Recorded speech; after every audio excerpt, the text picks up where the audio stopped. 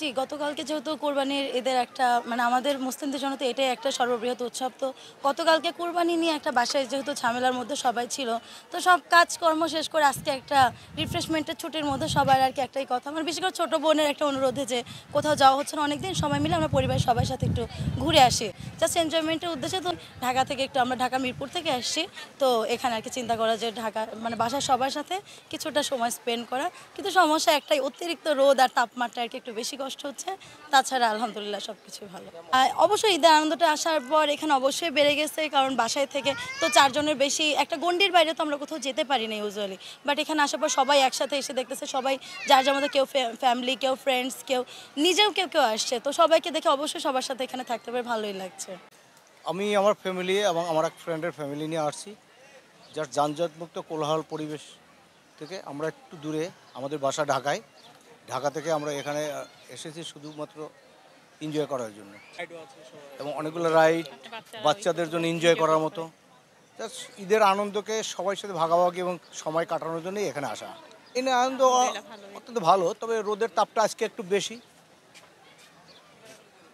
বিগত কয়েকদিন ধরে বৃষ্টি ছিল, আজকে অবশ্য বৃষ্টি নেই, তাপমাত্রাটা বেশি, কিন্তু তারপরেও সবাই আনন্দ। এবং এখানে তো আসলে পরিবেশটা তো ন্যাচারালি বিউটিফুল, তো এই জন্য সবারই মনে হয়, আমার ধারণা ব্যক্তিগতভাবে সবারই মনে হয় ভালো লাগে এবং লাগার কথা।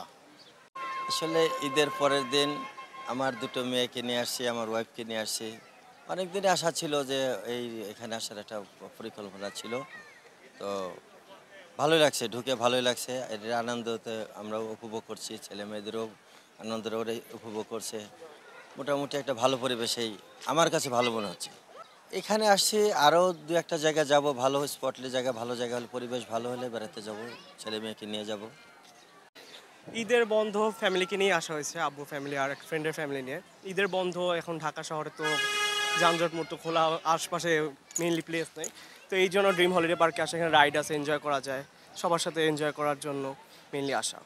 হ্যাঁ, রাইডে উঠলাম, সুইং মোটর রোলে উঠলাম, দেন হচ্ছে রোলার কোস্টারে উঠলাম, এইসবের মাধ্যমেই মজা। এখন কেবল কারে উঠবো, বন্ধ ছুটি চলছে, এখন সবাই নিয়ে একসাথে থাকা মজা। বান্ডেল থাকলে প্রতি সেনমানিতে টাকা বাঁচবে। বিকাশ সেনমানি বান্ডেল কিনে জিতুন প্রতি লেনদেনে। যেহেতু ঈদুল আজহাতে আসলে কোরবানিটা নিয়েই কিন্তু সবাই ব্যস্ত থাকে, সেই জন্য আজকে যদিও একটু দর্শনার্থী কম, তারপরে আমি আশাবাদী, যেহেতু সরকারি বা লম্বা ছুটি দিয়েছে, আমাদের আগামীতে আরও দর্শনার্থী আসবে। আপনি যেটা বলেছেন যে নরসিংদীর ড্রিম হলিডে পার্ক প্রত্যেকটা ঈদেই আমরা কিছু নতুনত্ব দেখার চেষ্টা করি। এবারও তার বেতন ঘটনি। আপনি জানেন যে আমি যেখানে দাঁড়িয়ে আছি, আমার পিছনে মানে এশিয়ার অন্যতম বিখ্যাত একটি রিভার ক্যাপ এখানে স্থাপন করা হয়েছে। এশিয়াতে যেই কয়েকটা রিভার ক্যাপ আছে, যারা আমাকে সাপ্লাই দিয়েছে, ওনাদেরই বক্তব্য যে এটা অন্যতম। এটা অনেক সুন্দর, অনেক কিছু। এটার ভিতরে আপনি জানেন যে আমাদের এখানে মিশরের যে পিরামিড, অর্থাৎ মিশরের যে আকর্ষণীয় দর্শনের মানে যেইগুলো দর্শনের স্থান, সেগুলো কিন্তু এটার ভিতরে গেলে আপনি মনে হবে যেন মিশরে প্রবেশ করেছেন। এখানে আপনার আগ্নেয়গিরি অর্থাৎ অগ্নি উৎপাত এমনভাবে হচ্ছে যেন মনে হয় সত্যি সত্যি মানে পাহাড় ভেদ করে এই অগ্নিকুণ্ড সেখানে চলে আসছে।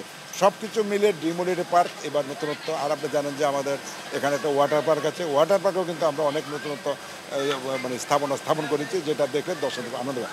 আর আমি সবচেয়ে প্রাউড ফিল করি যে এখন কিন্তু আমাদের ড্রিম হলিডে পার্কে শুধু বাংলাদেশের দর্শনার্থী না, এখানে কিন্তু বাহিরেরও, বিশেষ করে আমাদের পার্শ্ববর্তী দেশ চায়না, ভারত, আপনার আফ্রিকান, আপনি জানেন অনেক আফ্রিকান ঢাকাতে বসবাস করে। আর বিশেষ করে আরেকটা জিনিস আমি খুব ভালো লাগে যে কাশ্মীরের অনেক স্টুডেন্ট এখানে আছে, ওরা উত্তরাতে থাকে, ওনারা কিন্তু প্রায়ই এখানে আসে। সেগুলো দেখে আমি খুব প্রাউড ফিল করি।